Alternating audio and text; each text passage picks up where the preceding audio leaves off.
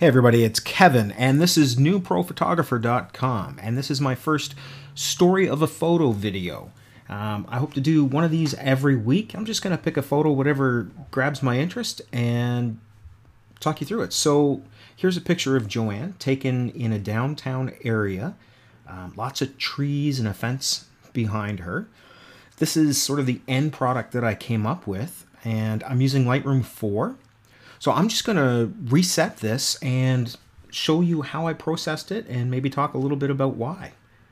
So if I go to settings and reset all settings, that's how it was. Not the best shot in the world, a little bit underexposed. What I was going for was to get the sun on her head, on her hair, and illuminate her hair a little bit. As you can see from the histogram over here, yeah, I sort of blew the exposure. But because I shoot in RAW, all is not lost. You can do a lot with JPEGs too, but RAW is a little bit more flexible. So if I go and I bump up my exposure, I get a little bit more properly exposed image there. And now you can see that the sun was on her hair and falling just a little bit on her forehead. The trees were moving and I wasn't getting the light that I had metered. So I always go for my exposure first. If there's noise reduction that needs to be done, then I do that at ISO 100. I'm really not going to be doing any noise reduction. I always do my enable profile corrections, and that corrects for the lens that I had.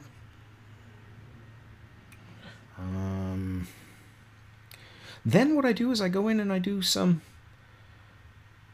contrast. I like to pop the contrast up to strong right away, and immediately we get some depth. Sort of a problem that this does is it darkens the darks. I want to bring up the shadows just a little bit. It's quite a bit. Okay, I'm kind of happy with that.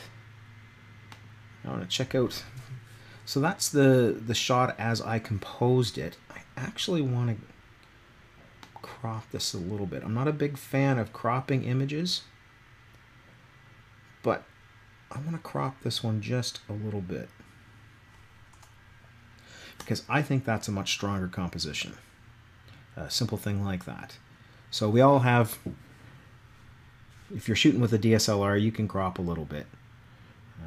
Some DSLRs have higher megapixels and you can crop a lot more than just a little bit. So now what I'm going to do, the next thing I really like to work on is I want to have a close look at these eyes. And actually I can see that I do have a little bit of noise going on. So I'm going to drop my contrast back to linear. And I'm going to go to noise reduction. I'm going to pop this up just a little bit. And what I'm seeing in the glasses here is some color. And the reason why that's there is because there wasn't enough light. And that's where noise lives. It lives in the darkness when there's not enough light. So I'm going to get rid of a little bit of that. So now that's a little bit better. I'm going to be careful with this. Just a little bit of contrast back. Now I'm going to go back to my tone curve, and I'm going to go to contrast. Boom, there we are. Okay, one of my favorite brushes to use is this Iris Enhance in Lightroom 4. I absolutely love this brush. And you just paint it on over her eyes. That's going to add a little bit of sharpness and contrast.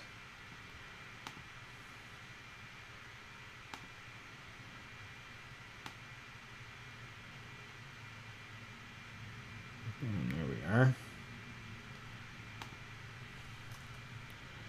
Take a look at that. Now, that's looking nice.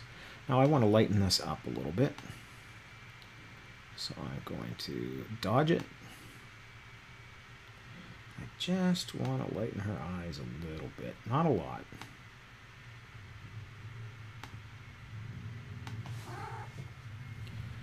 Not a whole lot. That's my cat. She loves to say hi.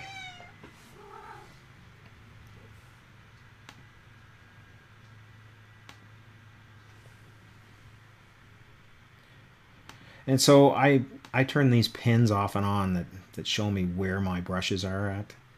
I don't like them there when I'm... See, if you can go crazy on this and... Woohoo, she looks like Demon Woman. That's not good. Really, when you lighten up the eyes, you just want a little tiny bit. And I've actually got a little bit too much selected there. So I mask it off. I click on mask and press Option. And you can get rid of all the stuff that you don't want to actually brighten up. And of course, if I wasn't doing this for the video, I would be very careful with how I do that. Well, you know, that looks pretty good.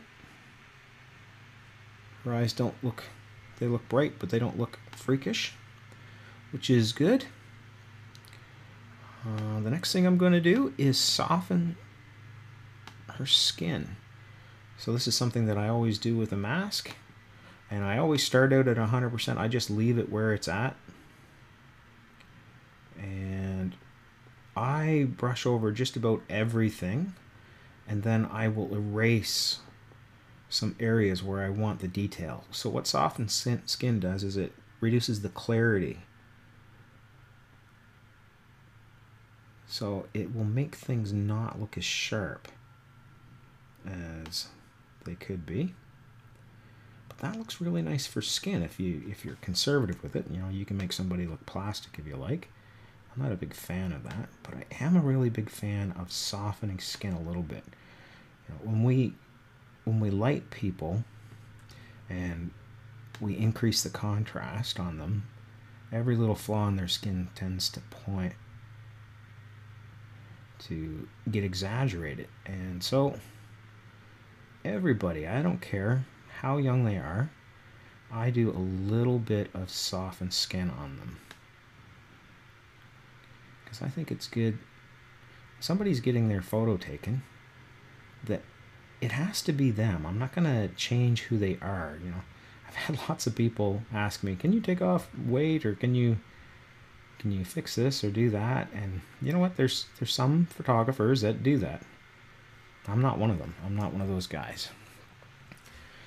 I like to take photos of people as they are. I think people look amazing, and if you light them properly and pose them properly, that they will look great and they'll look real. Not everybody needs to be a supermodel. I think it's unrealistic to think that when you get your photo taken professionally that you're going to end up looking like a supermodel. But it's not unrealistic to think that you're going to look as good as you can, and that the poses and the lighting and the composition will be flattering. I think no matter who you are, you can go get your photo taken by a pro and really appreciate the work that's done. Really feel good about the way you look in your photo, even if you're not Brad Pitt or Jennifer Aniston or whatever. You know?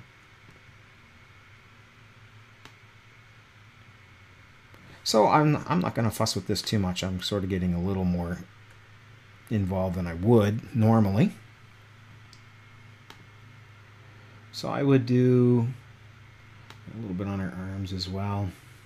It's important that all the skin looks the same. You shouldn't really leave a soft area, have really, really soft areas, and then have, you know, a really in focus rough area, because then it just looks photoshopped.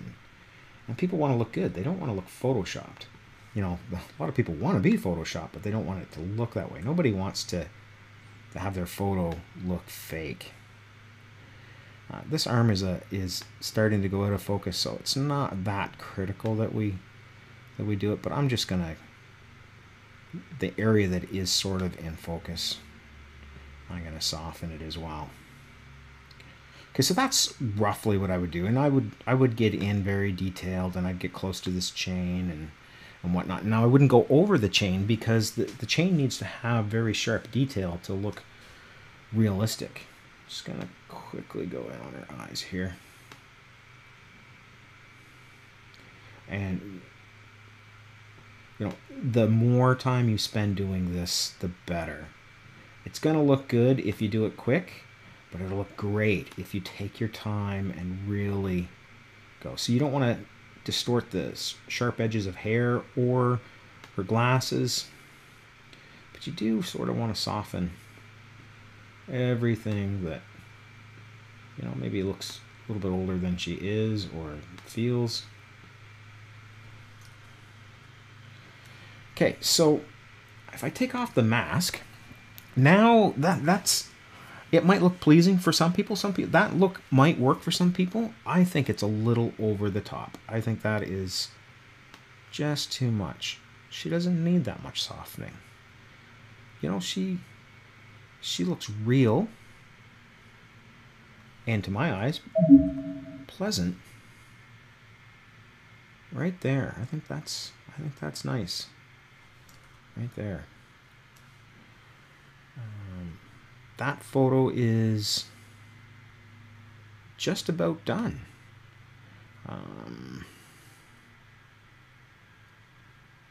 You know, I think that's nice. There's other things. Quite often I'll put a vignette on my photos. I don't know if I want that on this one. No, you know what? I really don't. It doesn't always work. It's a great thing to give depth, but it doesn't always work. I don't think this photo needs it. I might actually pump up the color of her lips a little bit. So I'm using Lightroom 4.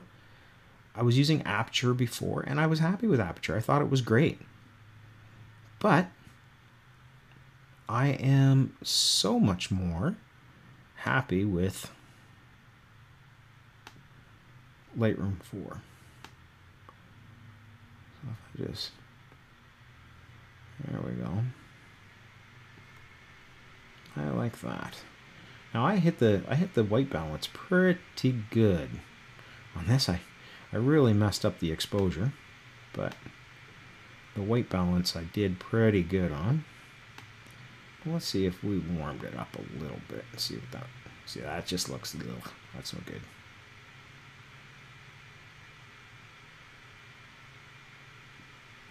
Maybe warm it up a little bit.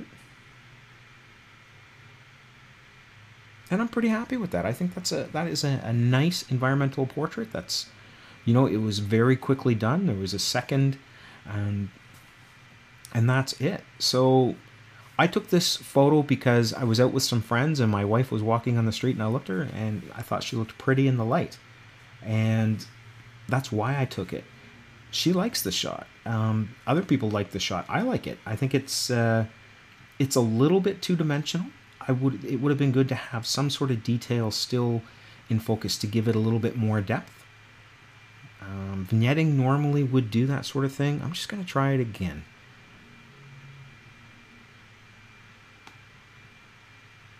Maybe just a little bit.